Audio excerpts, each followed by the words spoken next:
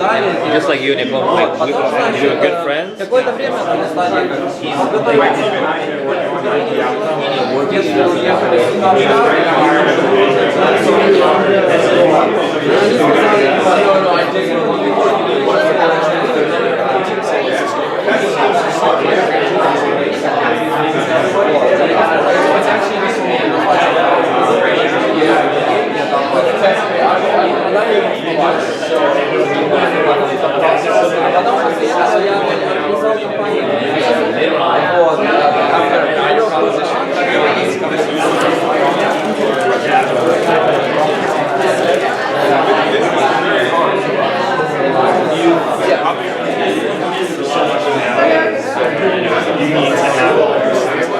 I am not.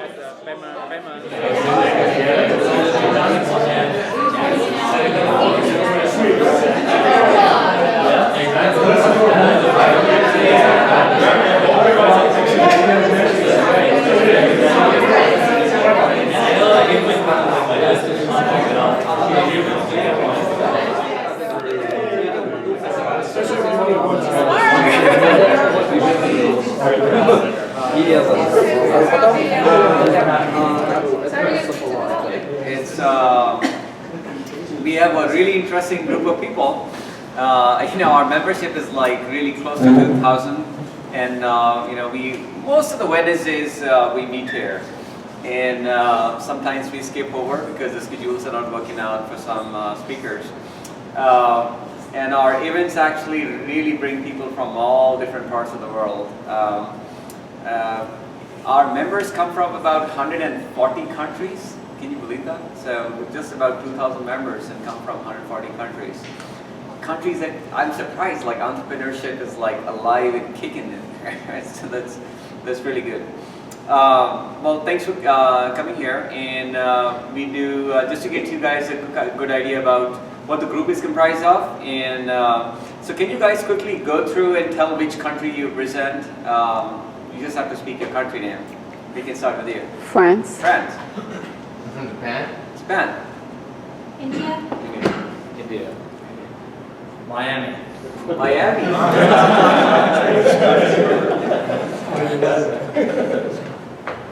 Yeah, please. I grew up here, so. Okay, that's fine. Australia. Australia. Ukraine. Ukraine. US. Uzbekistan. Uzbekistan. Ethiopia. Cuba? Ethiopia. Ethiopia. Okay. Taiwan. Taiwan. France. France. US. US. China and Korea. Okay, wonderful. So you guys saw, I love to see participation from countries which is not typically represented. Ethiopia. There's a lot of entrepreneurship happening in all parts of the world. So welcome. Great to have you guys here. So my effort, what I do is I look at what's hot and what's not in the market, and in my network, and I reach out to people and then pull in speakers that are actually going to inspire our group of members. And so today we have a really interesting person here, a really interesting entrepreneur, Claus, and he has a very interesting product. I'm not going to do justice talking about that product because I'm not a hardware guy, but I definitely wanted to talk more about it. And if you guys can welcome, please. Yeah.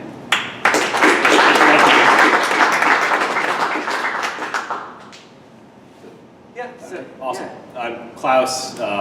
Definitely thanks for having me. I come from the far off land of Wisconsin, which for those of you who are from the US probably that doesn't make any sense. It's a state in the center northern part of the country, very cold, very much infatuated with cheese and football, and American football, not soccer. Anyway,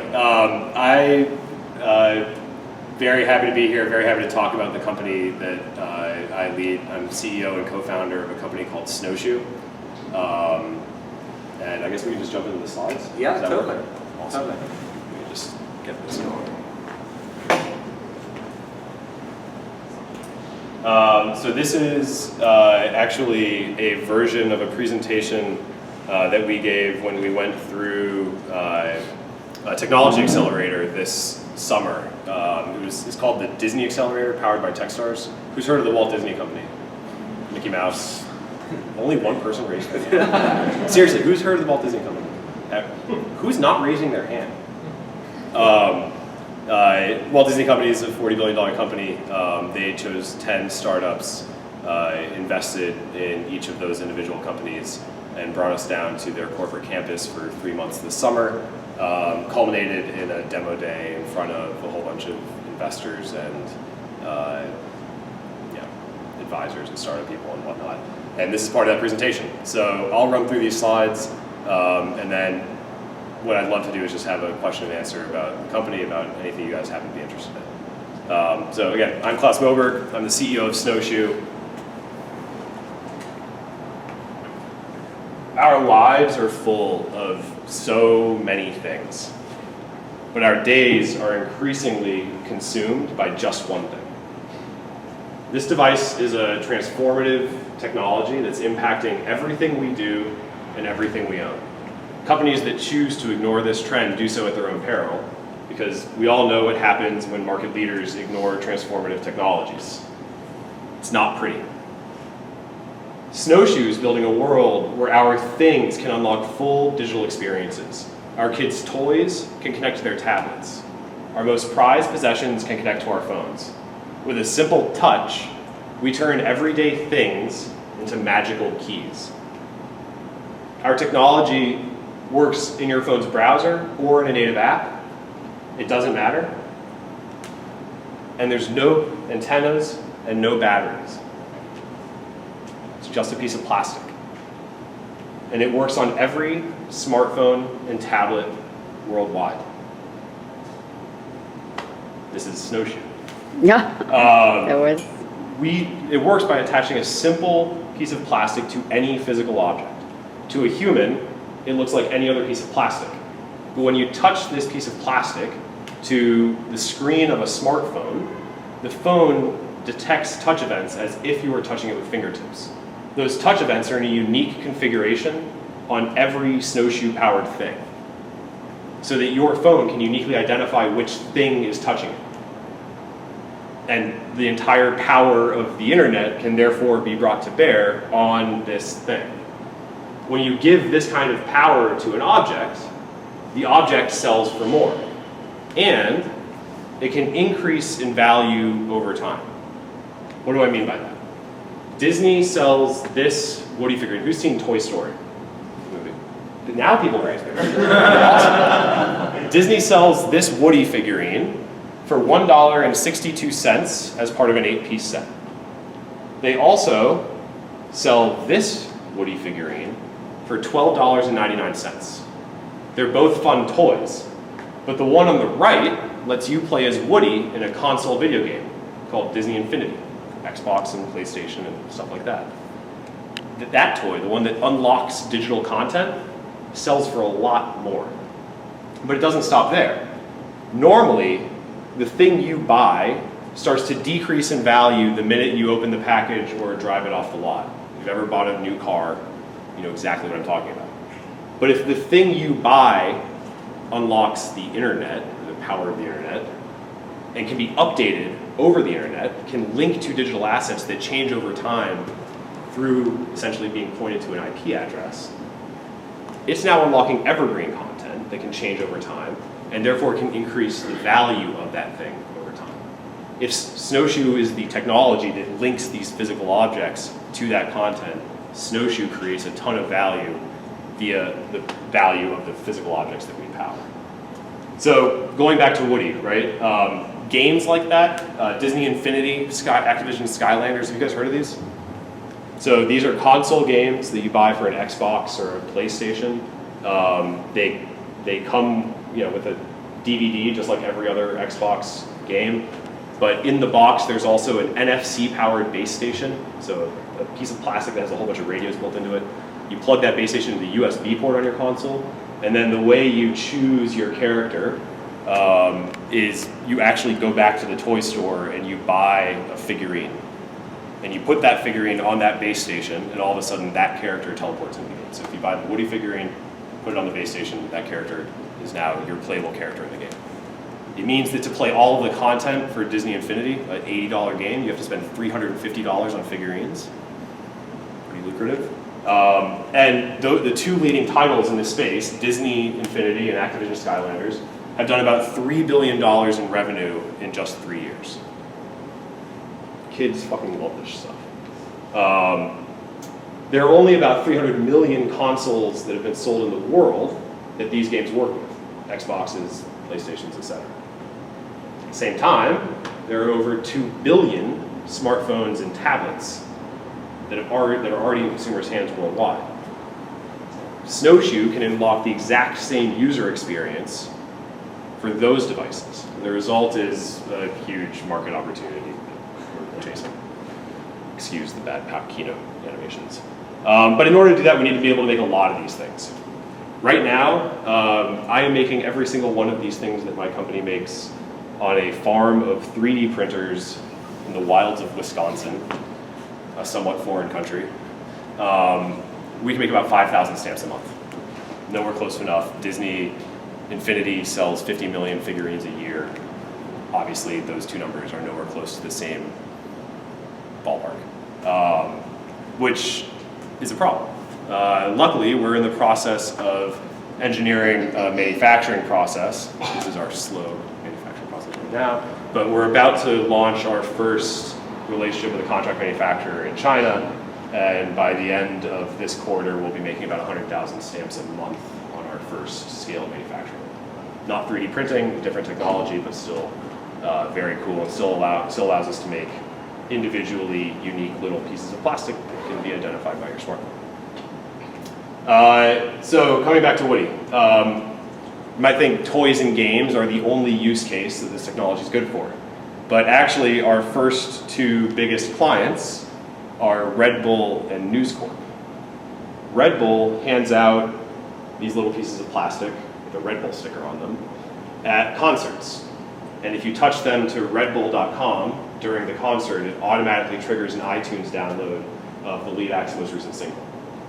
Red Bull is sponsoring the concert because they want you to go to redbull.com, period. That's why they're doing it. They've never actually been able to measure how many of the people at the concert go to redbull.com as a result of the concert before. So they don't even know what the ROI on that advertising spend is, let alone had a direct mechanism that was actually functional in terms of getting the concert attendees to go to their website. The first 3 times we tried this, we were able to get 92% of concert attendees to go to redbull.com during the show because they were going to get a free iTunes download. Who wouldn't do that? Just by handing these out and tracking how often they were going to be used. So not only did we drive ridiculous conversion percentage, but we also were able to track that conversion percentage for the first time. Very valuable. So SnowShoe is a developer-facing platform. We don't make any of the end-user-facing experiences. We don't make games. I don't make that Woody figurine. I didn't build the Red Bull app.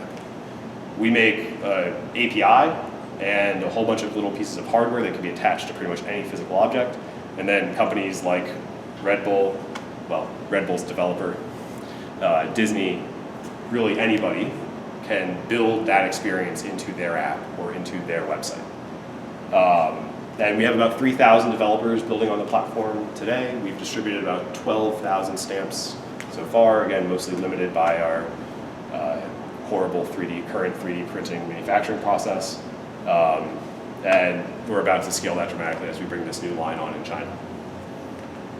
So again, SnowShoe drives digital conversions across pretty much any use case, from marketing to e-commerce to in-store, brick and mortar store engagement, loyalty programs, payments, Bitcoin wallets. We are the link between a physical object and any valuable digital asset. Core team, my co-founder Jamie sits on the business side. I'm a laughably technical CEO. I don't write code anymore, but I tell the developers what to write. Sheridan's done almost all of our hardware prototyping. We now actually have a team of 7. Mickey doesn't work for us, but he's posed for the picture. And we've raised about this is going to be recorded. So officially, as of today, I can announce that we've raised about $2.5 million, but if you pay attention to your favorite news sites over the next few weeks, you'll hear another announcement. So Foundry Group, 500 Startups, BAM Ventures, Queensbridge. Who's heard of the rapper Nas? That's his venture fund. He invested in SnowShoe. Ludlow Ventures out of Detroit, Techstars, and Disney.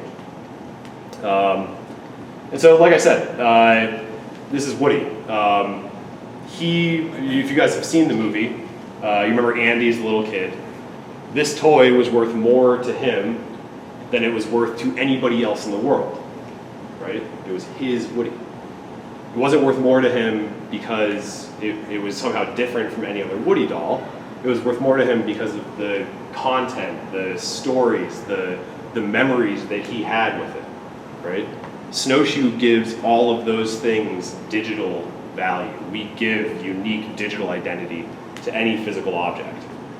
So we think that's incredibly valuable across a whole bunch of different use cases, and it's something we're very excited to bring to market. So I'm Klaus, this is SnowShoe. I'd love to open up to questions and just happy to answer anything that might come to mind.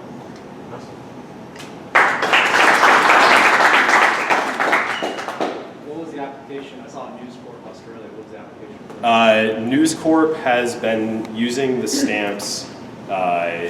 You don't know this, but the News Corp Australia website, one of their papers, I'm not sure which one, is stampable. And if you are a subscriber to that newspaper, you get a stamp.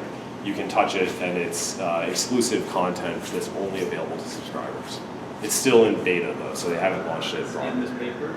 It's on the paper's website.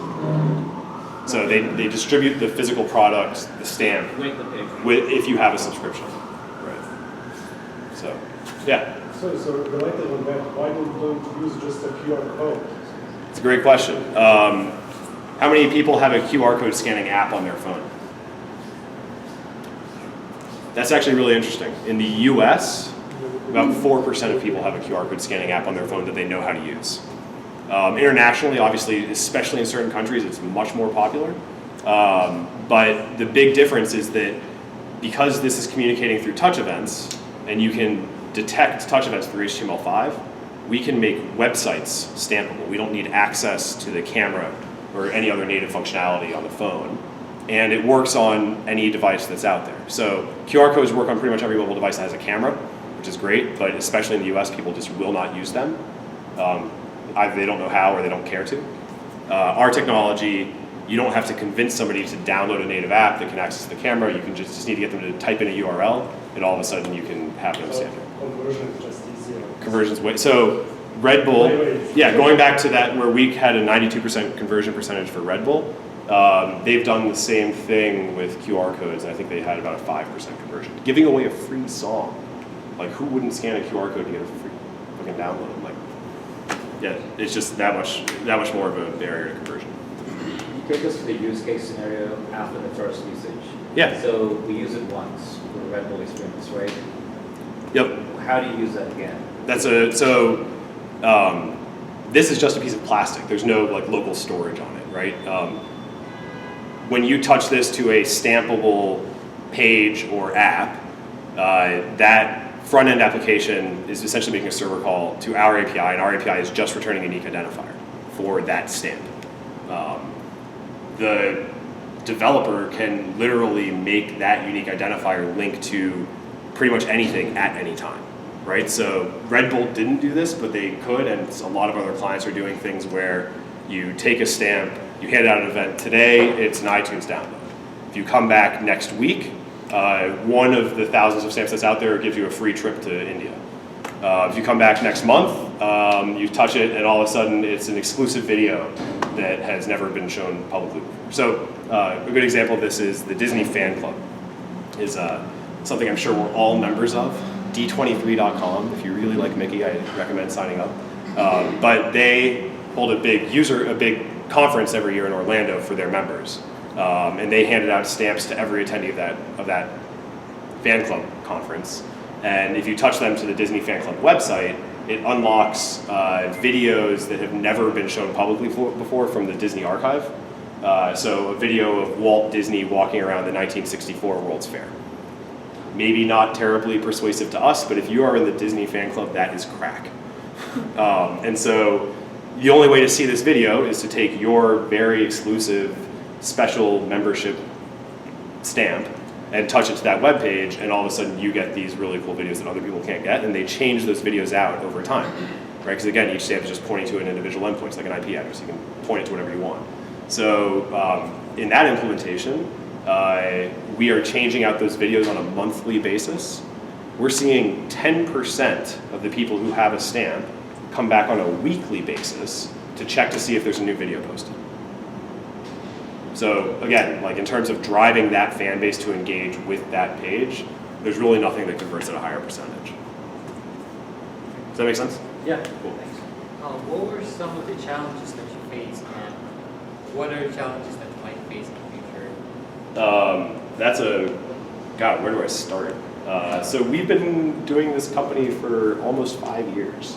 And we started the company, I was a PhD student at the University of Wisconsin, researching an entirely unrelated field, meteorology, the weather, like literally nothing, like entirely unrelated. We started the company to do something entirely different. We were selling loyalty apps to grocery stores. So if you've ever been to Safeway or grocery store and you had a card that you had to swipe every time, we were making smartphone apps that did the same thing, so you didn't have to carry that damn card. And so you could have dynamic like merchandising and couponing and stuff like that in the store. You can't interact with the card, right? And we actually invented this technology to solve a very specific problem we were facing with that business, which is that every grocery store we signed up, the grocery stores would pay us to white label these apps for them. So it was the Safeway app or whatever. We didn't sign work with Safeway, it was just an example that everyone around here knows. Tesco. But every store had a different point of sale system. And in order to do digital couponing, we had to basically integrate with those different cash registers. And the only thing that was common amongst all of the grocery stores that we signed up is that their cash registers were different and older than we were. Like literally. And so we couldn't really build a scalable coupon authentication platform that would integrate with each of these individual stores, because it would cost us more to write the one-off code for that old-ass point-of-sale system than we were actually earning to sell the app. And so we needed a way to authenticate coupon redemptions that would reside entirely outside the point-of-sale system, basically a way to prove that a smartphone owner with the app open was standing like at the conveyor belt, and if they had a coupon for Cheetos, that Cheetos were actually on the conveyor belt and they were buying them. And we realized we could make these and give them, well, they didn't look like this at the time. They were made out of aluminum, milled out of a solid block of aluminum. They were very cool, very expensive. But we gave one of these to the cashier. You would display your coupon. If Cheetos were on the conveyor belt, she would stamp the screen to authenticate redemption of the coupon, and we get all the data we needed from the front end, from the user's connection. Technology worked really well to solve that problem. We then realized that we hated selling things to grocery stores. We should have had a clue that they hadn't replaced their point of sale systems in 35 years, so maybe they're not great customers of technology in general. But we invented this technology, and we basically realized that we should just pivot to pursue the technology that we invented that was our biggest differentiator. And that was about 2.5 years ago.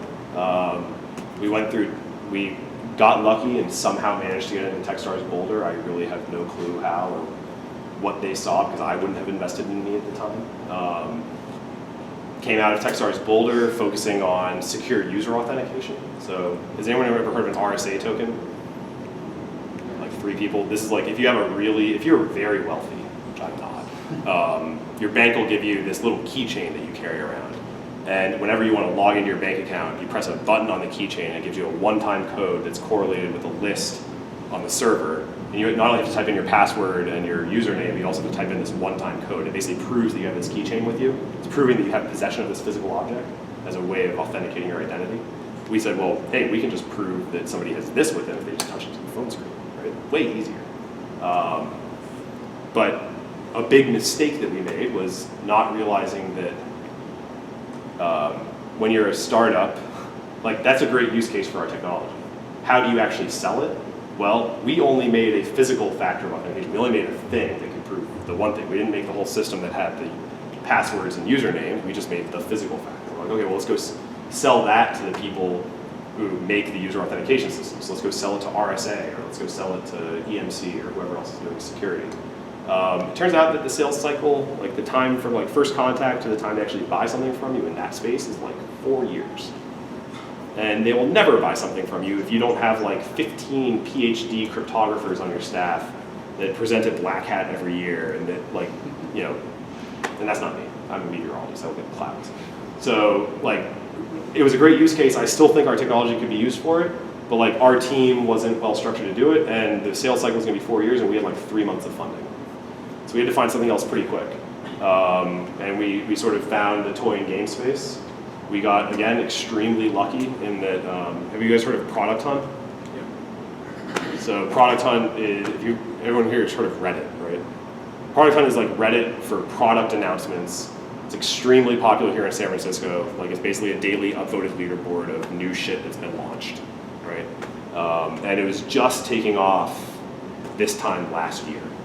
And so February of last year, we pivoted into like talking about ourselves with this toy and games use case that I just went through. And we put it on Product Hunt, and we ended up being the #1 most upvoted product for the entire month of February. I still have no clue how the fuck that happened, but it did. That got a whole bunch of people downloading our software and requesting dev kits, and the result of that was Disney came knocking. We definitely were not planning on doing another accelerator. We'd already gone through Techstars Boulder. We definitely weren't planning on doing another Techstars program, and the Disney Accelerator is actually powered by it's a Techstars program. It's just vertically focused around Disney. But looking at all of our options and trying to raise a funding round, it was essentially the only thing we could point to other than the number of developers building on our platform that was like a semblance of traction in that toy and game vertical. It was like, hey, Disney wants to invest in us. That was the impetus that we assembled this $2.5 million funding round around last summer, and it ended up being a fantastic experience. So, I mean, tons of mistakes, tons of twists and turns in the road. We've managed to survive a ton of stuff. We're now on a pretty aggressive growth curve, but definitely haven't always been. In terms of the answer to the second part of your question, in terms of like future challenges, I mean, we need to earn money someday. We've basically been running this as a charity thus far. We give shit away. So like, please build something on our platform. It'd be nice to get paid for that at some point. The biggest challenge we have right now is scaling the manufacturing process. So today, as I mentioned during the presentation, right now, all of these are built on little 3D printers. That doesn't scale. If anyone's ever used a hobbyist level 3D printer, you know how infuriating that is. Imagine trying to build like 100,000 things on that. It's just a horrible process. So we're working with a bunch of engineering consultants and a bunch of really smart, really expensive people to figure out how to make a lot of these really quickly. And we hope to have that line set up in the next 3 months. And once we have the hardware available, I think we'll be in a pretty good space, but I'm sure some other challenge will come up then. So you hope now you're building it for some renewable material? Or? Yeah, so it's made out of it's made out of ABS plastic. It's the same plastic they use for Legos, and almost all, like 95% of our feedstock is recycled, and it's all recyclable. So when you're saying just now that, for example, because I know that in China actually they use quite a lot for banks, like they give you the special code Yeah. you have to log into the website. Because this is physical object, it's obviously something much easier to copy. Yeah. How do you make it so secure? So the security is really interesting. It turns out the touch screen on this phone is a really precise instrument, really precise sensor. Like, you know, I mean, you can click on a box that's about 20 pixels by 20 pixels, right? That's the minimum clickable object size. And there's 1,300 by 900 or something like that pixels on this phone. Excuse me.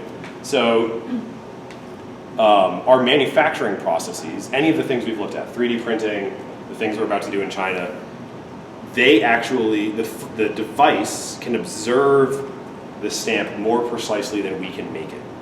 So I can't actually make 2 of the same stamp. And so from a security standpoint, that actually works kind of like a salt on a password. We make a stamp, we observe what we made, that becomes the key identifier in our lookup table for the authentication API. And then even if you have the file that we use to make that stamp and you send it back into the 3D printer, back into the process that we're using in Asia, your chances of making the same stamp twice that will reliably be identified as that stamp are statistically very insignificant. Does that make sense? Yeah, kind of like a fingerprints. Yeah, right. So now that doesn't mean that somebody with millions of dollars to spend on an engineering exercise couldn't engineer something to spoof a stamp. They certainly could, but that's true. I mean, the RSA encryption key has a backdoor. Anything that's out there isn't 100% secure, right? And we think the ease of use for this is so much higher than the ease of use for any of the other things in that space that it's still probably competitive and has a nice space in the market, but needs to be proven out still. How much does it cost? Today, tomorrow, next month, next year. Like with the Chinese manufacturers? Chinese manufacturers, they'll be, we don't have final estimates yet, or final full bill of sale, but it's somewhere in the range of 10 to 25 cents each for the capacitively active portion of the stamp, the thing that actually creates the touch events. And what's the size restriction? It depends on how many unique ones you want to be able to make. So we are literally moving internal features of the stamp, physical features of the stamp around to make those touch events. The more X and Y area we have on the bottom of the stamp, the more unique patterns we can make, the larger the namespace becomes for that app, right? So if you make it half this size, it's a third power law. If you make it half this size, you have about 5,000 unique addresses. Something this size has about 6 million unique addresses. Something twice this size can encode about 65 bits of information. Does that make sense? So it totally depends on what your use case is. If you, going back to the Woody example, if you don't want to know it's my Woody versus your Woody, and each one has a different thing on the bottom, you just want to know it's Woody versus Buzz Lightyear, you only need 30 functional addresses, you can make the bottom of it about half this size and still have plenty of namespace for security and all that kind of stuff. If you want to uniquely identify every single credit card in the United States, something about the size of a credit card works really well, luckily. Unfortunately, right now we actually can't go as thin as a credit card. There's a lot of physics that explains why, but we actually need about 3 millimeters thickness. But apart from that, anything that is 3 millimeters thick by some surface area could have a stamped object built into it. Does that make sense? Is like a kit, your tech company wants to test your devices? How do you get one? How do you get one? Go to snow.sh or snowshoestamp.com, or until I give the 3 away that I brought, come find me before the end of this event. If you go to our website, you can order a kit for free. Snow.sh or snowshoestamp.com. And that you can order them free for about another 10 days. So go ahead and do that. In 10 days, we're launching a new version of the website, announcing our next funding round and a whole bunch of other stuff, and they'll be $25 each for a small dev kit, and then a normal dev kit, which is 100 stamps, is $500. So let's say I go to your website and I order it. Yeah. What do I do with it? Are you a developer? No. Not much today. In 10 days. So it's for developers mostly? Yeah, so we don't build any of the end user facing apps or web pages that use the technology. Okay. We're like Twilio or SendGrid or AWS. We're an API that developers build into their platform. Okay. I don't know anything about toys. I would be a terrible game designer. I would, you don't want me doing any of that. Okay, so each company who wants to promote their company would put the programming in it. So for the Red Bull use case, we have a lot of agencies that use us and build experiences. We have a bunch of toy companies and video game companies that are interested in those use cases. Like I said, for the security applications, we thought we could go to RSA and they would build the application, but it turns out that's not a great market for us to go after as a startup. Okay, got it. But yeah. Any questions? So I assume, coming out of Techstars and focusing on security, you had one presentation style. I'm curious, how did going to Disney affect your presentation style? Was that part of, I'm sure every company probably, didn't actually come away from that experience with something like the way you did, but I'm curious about how that actually changed. Yeah, so I never It's a perfect fit with what you're doing. I never uttered the word magic in a presentation prior to going to Disney. It still kind of makes me cringe a little bit. But, what's the percentage of people who get funded? by Disney? I think Disney accepted about 1.5% of all applicants. To the Oh my program. God, that's very low. Yeah, it was very low. We had already done Techstars though, so we kind of had an unfair advantage in that we knew at least the Techstars side. We didn't know anybody at Disney, so don't give us too much credit. Oh, you got lucky then, huh? We got lucky. That's a good way to put it. But yeah, I mean, so Disney. It was actually a really interesting experience. We had gone through Techstars. We had gone through the standard Techstars demo day process, which is very rigorous. Like they will focus on putting on a good show. That's sort of the main sales point for the accelerator is how good their demo day is. It was nothing in comparison to Disney. I mean, Disney's bread and butter is putting on a show, right? That's all they do. They tell stories. And so, I mean, the amount of coaching, the amount of practice we had to do, we had, I think, 8 live rehearsals for the Disney demo day, like full run-through rehearsals. I think we had 2 for Techstars. The amount of focus on the actual story we were telling, not just like a standard startup pitch deck where you show a couple hockey stick graphs and you do but actually focusing on telling a story. And I'm terrible at this kind of stuff. So obviously none of this story was my brainchild, and that's why I'm still using the same deck, because it was way better than anything I could come up with on my own. But it was a really interesting process. It's a good point. Yeah. So knowing what you know now, go back in time and give yourself some advice. So I'm not so naive as to say don't focus on security, or maybe grocery stores are a terrible customer, because I don't think that I ever if you had told me day one that the grocery store thing was never going to work, I probably just wouldn't have started the company. I'd still be an atmospheric scientist looking at clouds, and that'd be really boring. But the biggest piece so there's probably 2 takeaways that I have from the whole startup experience thus far over 4 years. One is it's a fucking roller coaster ride, and everything is amplified to you as a founder. So the really good times feel 10 times better than they actually are. Any rational outside observer looking at what you're doing, they're gonna be like, dude, your shit is not that great. Get over yourself. The really bad times, the times when you're almost out of money, or your shit doesn't work, or your 3D printers catch on fire, or you get sued, or whatever, those downtimes feel easily 10 times worse than they actually are, right? The world's not ending, it's just a company. Your investment, for the most part, if you go out of business, your investors will be like, that one didn't work, okay, I'll invest in the next one, right? And if that's not the case with your investor, don't take their money, because don't take your mom's money if she needs that money to survive or whatever. But for the most part, if your company fails, it's not the end of the world. But for you as a founder, while things are going down, it feels horrible. The only thing that's similar to it is I have a 2.5-year-old son, and it's about the same level of involvement there. If he skins his knee, it's the worst thing ever, right? Or if another kid, heaven forbid, in the park pushes him over, right?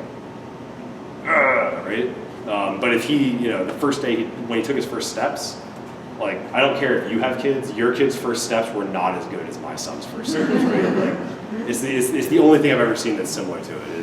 And so what you have to learn, and the main takeaway I have is essentially whatever emotions you have about your company, you need to moderate back towards the mean. So if you're feeling really, really good, you need to check yourself, and you're not that good. If you're feeling really, really bad, the world's not ending. Come back up a little bit. You sort of want to be in that medium space at all times. The other really big takeaway that I've had is the value of transparency. The first 2 or 3 years we were doing this, if anyone, even investors, asked me how things were going, oh, we're killing it, we're doing awesome, man, everything's up and to the right, $1 million next month, no matter what, we're just, hottest thing ever. That is really damaging. And it really was driven home for me when we were coming out of Techstars and things weren't going well. RSA was not calling us back. we were figuring out that the sales cycle was really long. We were figuring out that we really didn't have any semblance of product market fit. On that Techstars Boulder demo day, I had $1.5 million committed to a funding round, and I basically managed to make all of that dissolve in about a month. We ended up raising $300K, and we almost shut the company down. And all of my, I send out an email. If you have a company, you should totally do this. Get a group of anyone that will listen to you, anyone that will give you their email address, and just send out a monthly update on the company and be extremely, well, I'll get to what you should do with it in a second. But I've been sending out this monthly update to all of our Techstars mentors and all the people who were interested in, all the people I'd met with, whatever. And to that point, it was always up and to the right, we're killing it. Here's the 3 best things that happened last month. And I got to a point in November of 2013 when our funding round had collapsed, our lead developer had quit for a better job that he believed in more. Our current investors had told us they didn't want to invest anymore. We had about 2 months of runway left. Our other developer, who was now our lead developer, was about to quit. I didn't know that at the time, but good Lord, if I had, who knows what would have happened. And I finally just was like, fuck it, I'm done sugarcoating everything. And I sent an email out to all of our mentors, and I was like, here's the real story. Our shit actually does stink right now. And I had more engagement and more help and more stuff offered to us and more hands up from that email than I'd ever had from anything else I'd sent. And I came to the realization that, all of our mentors really wanted to help. Every email I had sent them prior to that basically was saying, everything's going great, we don't need your help. All of a sudden they got an email that was like, holy shit, we really need some help. Here are the problems we're facing. Here's what we think we need to do to address them. And here's how you can help. And it literally was laid out like that. And all of a sudden they're like, oh great, okay, I'll engage. Here's some help. Here's how I can help on that problem. Here's how I can help on that problem. Let me introduce you to this investor. Have you thought about the toy and game space? Here, let me give you $300,000, literally. And it basically just drove home the idea that anytime you're not just being transparent about, first of all, if there are problems and you want help fixing them, you have to be honest with the people who you want help from, otherwise they're not going to help you. It seems pretty obvious in hindsight, but I had never realized that previously. Second, you're never doing yourself any favors by lying about the status of the company. It will always come back to bite you in the ass. A great example, one of our early board meetings, we had 500, I was saying we had 500 people building on the platform, developers building on the platform. We had 490 something, right? Board was like, great, 500, that's an awesome milestone, whatever. 2 weeks later, we actually had our 500th person sign up. And we sent out, on social media, our Twitter feed, we're like, we just crossed our 500th developer. And all of a sudden, one of our investors was like, hey, what the fuck? You told us 2 weeks ago you were 500. I was like, oh, well, we were close. He's like, no, you said 500. Why didn't you say 492, if that's what it was? I'm like, no, well, I was just round, we were close. He's like, no, that doesn't, that's, and it just came back to bite me in the ass, right? It wasn't huge, but it doesn't do you any favors. If it's 492, say 492. 492s are a big number still, right? You weren't buying yourself anything by saying 500 when it wasn't there. So, those are the 2 biggest lessons. Moderate towards the mean and be brutally honest about basically everything. Have you been sued? Not yet. I actually came brutal honesty, came pretty close this summer. One of our investors basically thought the terms on which he was investing were different, and his recollection of the conversation when I was telling him what the terms were was very different from what the terms actually were and what was memorialized in the document he signed. But had I actually told him something that was different in the document, that's still securities fraud. Surprise. And basically he used that as a lever to get more equity in the company than he deserved. We basically had to make a decision. What is my defense if this investor has more money than even if we're successful, probably has more money than I ever will. He can afford much more expensive lawyers than I can. If he actually sues me for security fraud, what is the case I have to stand on? And what else can I do to absolve this, and giving him the deal he thought he was getting, even though I'm pretty sure I never actually said that to him, was a lot more efficient than risking a lawsuit. So, haven't been sued yet, but knock on wood. Yeah? Your end users are just regular people, right? End users are regular people, yeah. How do they store the stamp? Do you just put it in their pocket? That's a great question. So, and that's actually one of the things we're working on the most right now. So, this is like this is something that I designed, not an industrial designer. It should never be actually put in the hands of an end user. I've been very lucky that there have been some cool companies that have been willing to do that. But the idea is that we'll actually be mass manufacturing just the bottom portion, not the handle. And we actually have a binding mechanism that we publish to other manufacturers that basically let them make anything they want that this gets integrated into. So for the toy use case, obviously it gets integrated into a toy. You might keep it on a shelf. Kids are actually probably like playing with the toys as figurines in addition to using it to unlock stuff in the game. For Red Bull, we're actually working on a way to integrate the stamp into a backstage pass. So it would just be like a little bit thicker portion of the backstage pass, and you touch your pass to your phone, and that would unlock the experience. This is a horrible form factor, and the fact that anybody has been willing to use it is a miracle. But it's worked okay thus far. Thanks for asking that, though. If you look in 10 days at SnowShoeStamp.com, you'll see a lot more different forms. We have wrist-mounted form factors. We have stuff that's built into like tags that you can attach to other stuff, things like that. 3D. Either one. 3D printing, is it similar as the Autodesk 3D printing that they're focusing on? We don't actually. Well, actually, no. We do use one piece of Autodesk software. I mean, it excuse me. We've built our own software platform that lets us automatically generate the files that go into the 3D printers. So we use Autodesk software for a lot of the file, like the sort of prototyping phase, but then we've custom developed the whole software platform that actually generates the files. And that's because we knew that we're 3D printing today and we need very specific file generation characteristics for that, but we also knew that we're going to do something other than 3D printing tomorrow. And we needed to have the same software platform extended to whatever the manufacturing process happens to be. Does that make sense? Have you considered the life sciences, pharma, and biotech industries as well? The answer to that is, well, it depends on your definition of considered. We have a spreadsheet, an internal document of the company that has like 45 or 50 different industry verticals that like us as non-experts in the vertical could be like, I see how we could use it here. Like I always hated having to sign that card on the back of my library book. Let's put these in every library book out, right? Like, but we're not experts, so that's actually why we're a developer-facing platform. I don't know anything about pharma.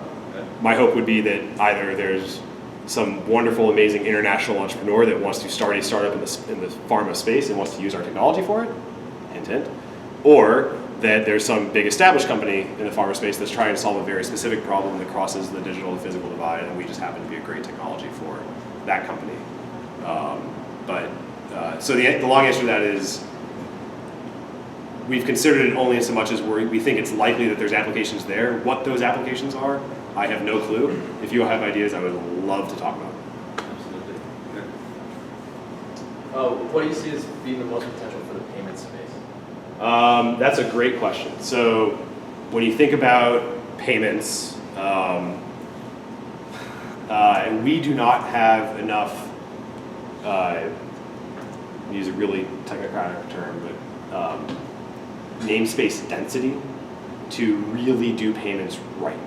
Meaning, I can't make enough unique versions of the stamp in a form factor that you would actually like to carry around with you in order to have that be a truly secure way of identifying the endpoint that a payment is supposed to go to or come from. We are a great portion of a multi-factor auth payment system, right? So if you add us to a PIN code or a biometric or something like that, all of a sudden we can do a whole bunch of interesting things. A good example is there's one startup that's using us to seed cryptocurrency wallets. So you have your Bitcoin wallet. Right now, if you want somebody to give you Bitcoin, you might give them a QR code that encodes the wallet address. Instead, we would enable you to give them a physical object like this that might have a code printed on like a 4-digit code printed on the back. All of a sudden, we have enough entropy to describe an endpoint for a cryptocurrency wallet, and all of a sudden, all you have to do is give them one of these physical objects. And it's a lot easier to do. All of a sudden, now you can exchange Bitcoin through a web page as opposed to having to download an actual app, native app to your phone. Again, I don't have a PhD in cryptography. I actually don't know that much about the financial payment space. So that's why we don't build out that vertical application. I can tell you of the about 3,000, see, I just did it again. Of the 2,900, and I don't actually know how many we've distributed to date, but of those 2,900 something dev kits that we've distributed to date, about 10% are doing something, so 10% of those developers self-identify as being in the payment space. And we've had conversations with some of them about what they're doing, but I'm sure there's a whole bunch of different things that we use there. Can you talk a little bit about your team? Do you have any non-developers on your team, and what are their responsibilities? Yeah, I mean, so I'm a non-developer. My co-founder is actually a non-developer. Sheridan, the other guy on the screen, he's not a developer. It's a very dirty secret for us that when we raised that round over the summer and it was just the three of us, we were probably the only company to have raised $2.5 million from those VCs without a developer on staff. Going back to that point in the fall of 2013 when I managed to royally screw up that $1.5 million funding round, and both of our developers quit in the space of about 3 months. We actually went through a year and a half where we didn't have a developer employed for the company.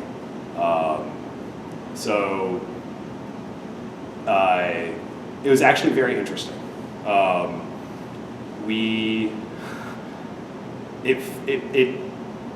would never say that for a technology startup going through a period without a developer employed is a good thing. Having had to go through it, there were some good things that came out of it. One is that we literally were not allowed to build shit.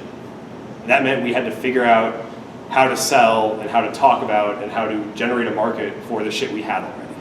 We were very lucky in that the developers we had employed previously were very good, and we actually had something that could get people excited.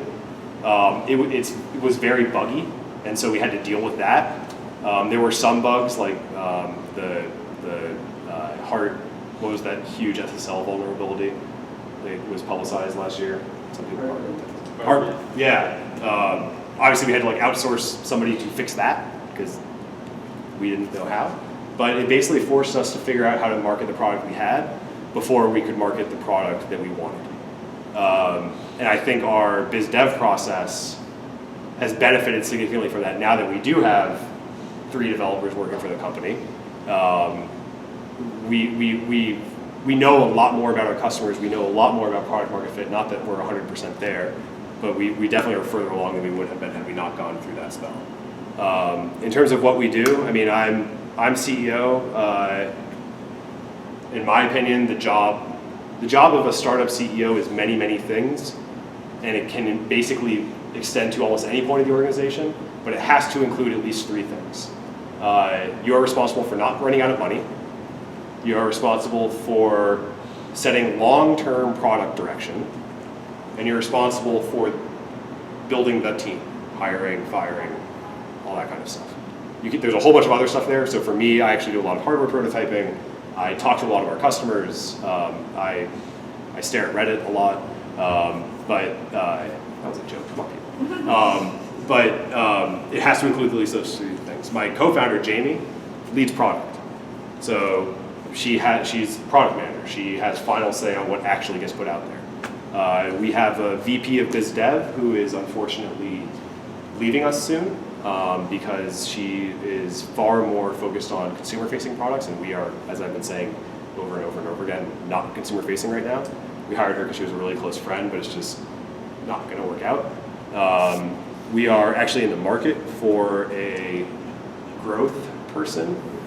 I hesitate to say growth hacker. I don't like that term, but somebody who can help publicize, run a content marketing campaign around how cool our technology is, get developers interested in it, get agencies interested in it, help people come on and use those tools. And then Sheridan, who is the bald guy in the photo with Mickey, actually works out of Madison, Wisconsin, where we currently have a manufacturing facility, all those 3D printers. He runs those printers and he runs logistics and fulfillment. As we transition to Asian manufacturing, we'll keep our logistics and fulfillment facility there, and he runs that. Lots of non-technical people on our team. Does that answer your question? Yeah. My name is James. I come from Taiwan. Yeah.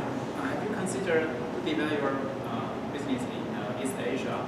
Because people there are very familiar, are very used to use the stamp as a signature of their property. Yeah. We've seen that. And if I was really smart, so there's a Japanese word for the signature stamp. Yeah. And if we were really smart, we would have called our company that. Because that's exactly what we are, right? We're a digital version. But we're not that smart. And we named the company before we invented this, and we never changed the name, and that was probably stupid. Another mistake that I can say. But so we've distributed hundreds of our dev kits to East Asia. We have some paying clients there, not big yet. Significantly hampered by the fact that we don't speak any of those languages, and so it's very hard for us to provide developer support in anything but English. I mean, so the short way of answering that question is we've considered it, kind of like with biotech stuff. Like we've considered it.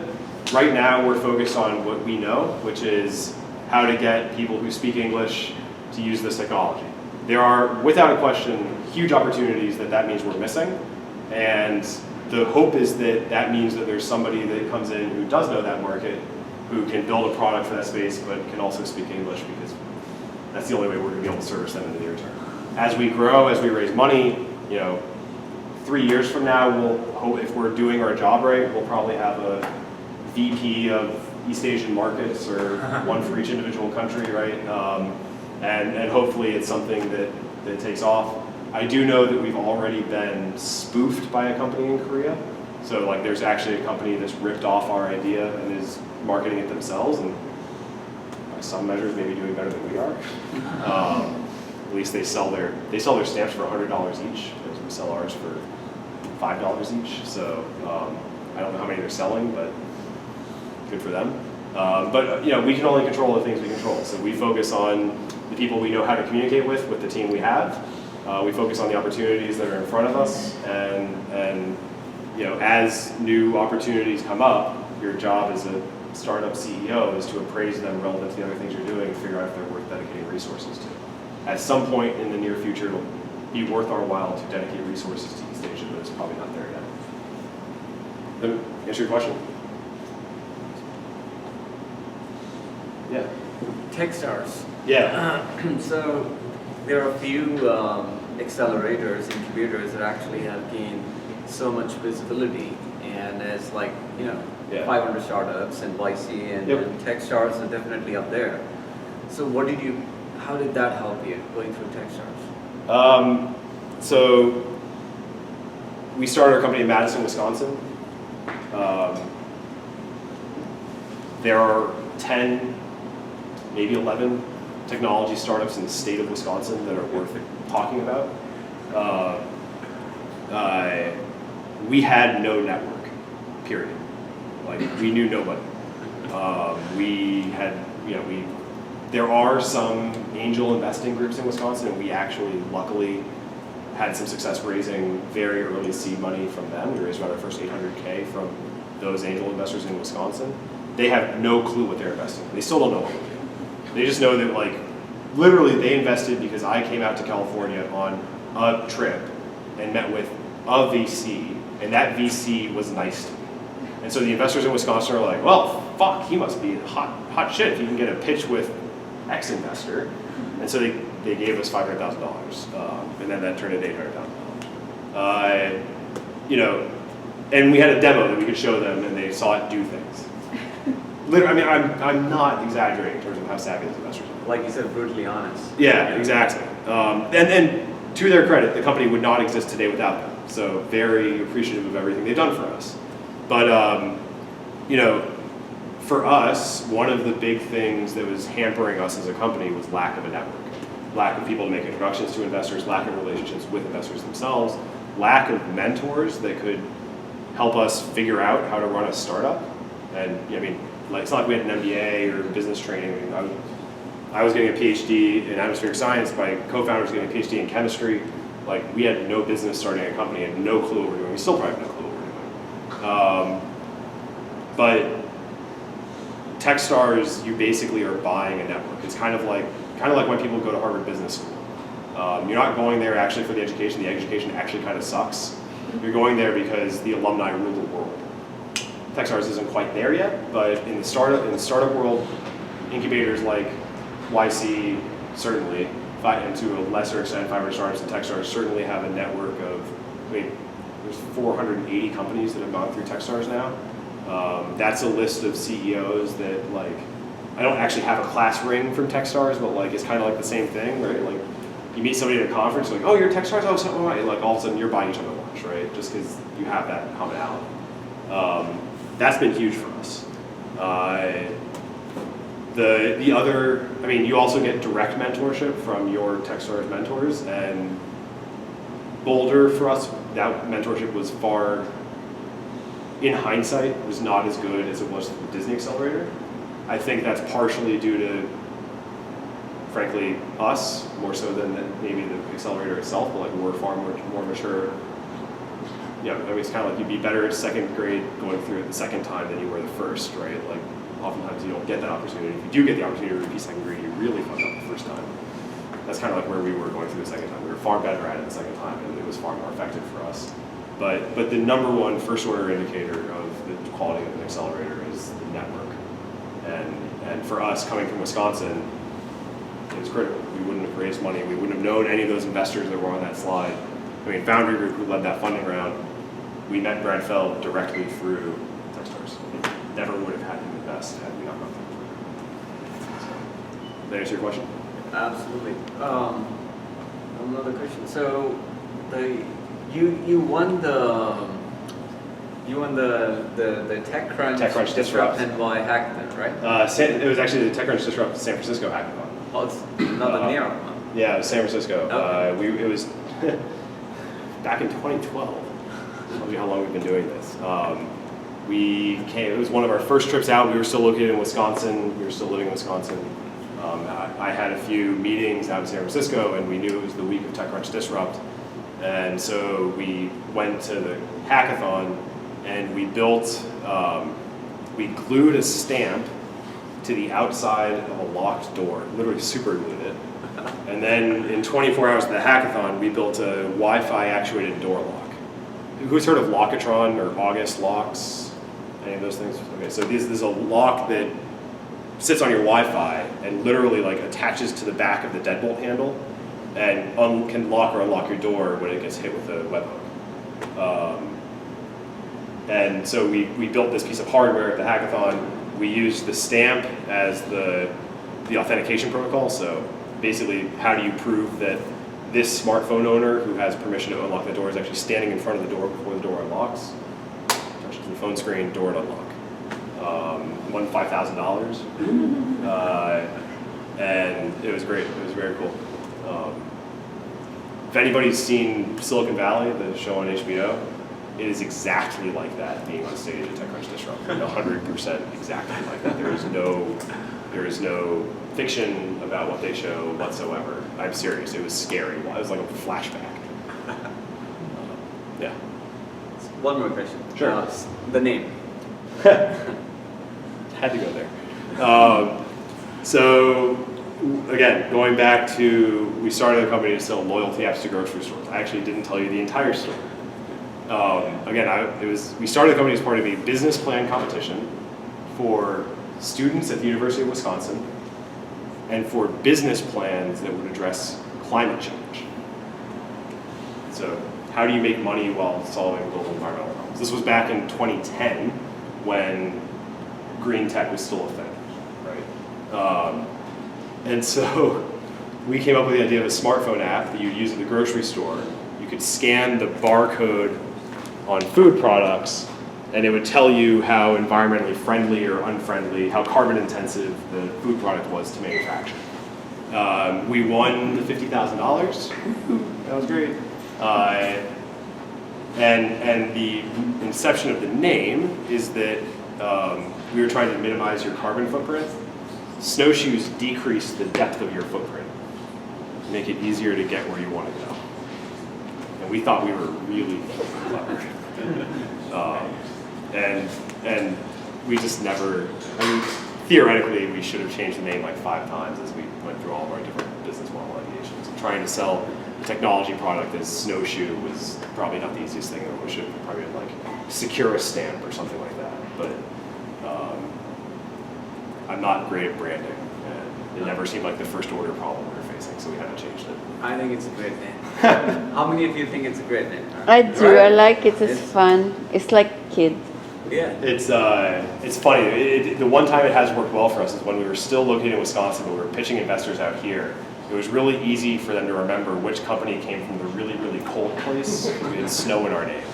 It's the only time I think it's really done anything for us. But it's good. Thank you for saying you liked it. That's good feedback.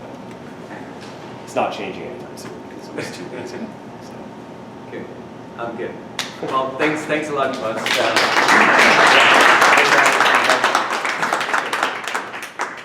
So, thank you guys. You said he's from Japan, right? Yeah. I was just wondering because he was saying. We do have that stamp, yeah. Do you know what it's called? Yeah. We have that characters, Chinese characters. Yeah. We need to stamp it and we need to like make it red. Yeah. Do you know what the name of the stamp is? There's a name for it. It's Japanese. So I don't know the English name. But No, but what's the Japanese name? It's called a chop. A chop? Yeah. Okay. We should have called ourselves. It's used all over Asia. We should have called ourselves a chop. Well, in English it's called a chop. Not okay. Chinese or Japanese. Oh, okay. Do you know what the Japanese name is? Japanese name is Inka. Inca. We should have been Inca.co or something. We can still do that. We could, but I'm too lazy. I think it's a good market, really. Yeah, no, I mean, definitely. I mean, it's just a matter of, again, as a startup, you have very limited bandwidth to actually do things. So we'll focus on it at some point, but it's a question of getting to the point where we have the bandwidth to actually do that. Yeah. Language. Yeah, language barrier is huge. Another thing is, like you said, it's so easy to just mimic the idea, like in Korea and Japan, like the Korean company just mimic the idea. I mean, But they don't do exactly what you do. No, they literally do exactly what we do. They do? Yeah. So you have a... They don't make them, their hardware is not as nice. Oh, okay. It doesn't look as good. It costs a lot more for them to make them. They don't know how to do 3D printing and stuff like that. But they got the idea. Maybe they came up with it independently. It's entirely possible. We've been doing this for 5 years. And who knows? They could have come up, not to bad mouth them, like they could have come up with it independently. It's not that original. So that leads to the next question about patents. Yeah, we have 8 pending patent applications, ranging from everything from the basic idea of a touchscreen signet all the way through to individual protection for specific use cases. That's counterbalanced by the fact that all of our library clients are open source. So we actually want you to copy those things, but we do have theoretically a lot of protection for the basic concept and the technology itself, and individual vertical use cases. The challenge is that it costs about $1 million to sue somebody for patent infringement. We've raised about $3.5 million to date. So I don't have a winner. Was that? Yeah, especially international, right? Our patents haven't issued yet. U.S. Patent Office takes forever. That's a good question for my patent attorney. So that's actually an easy way for me to say I don't worry about patents, right? Like they could be a significant portion of how we're valued in a potential exit, whether we IPO or get acquired. Their value comes in there. certainly a lot of big companies like Disney would never have invested if we didn't have patents, because that's just the way big companies think. But I don't have the resources to use them offensively. They might be valuable defensively. So if Mattel has done something like this before and wants to sue us for patent infringement on something they filed previously, I can point and say, no, our patent issued, we did it first, right? So there's that benefit.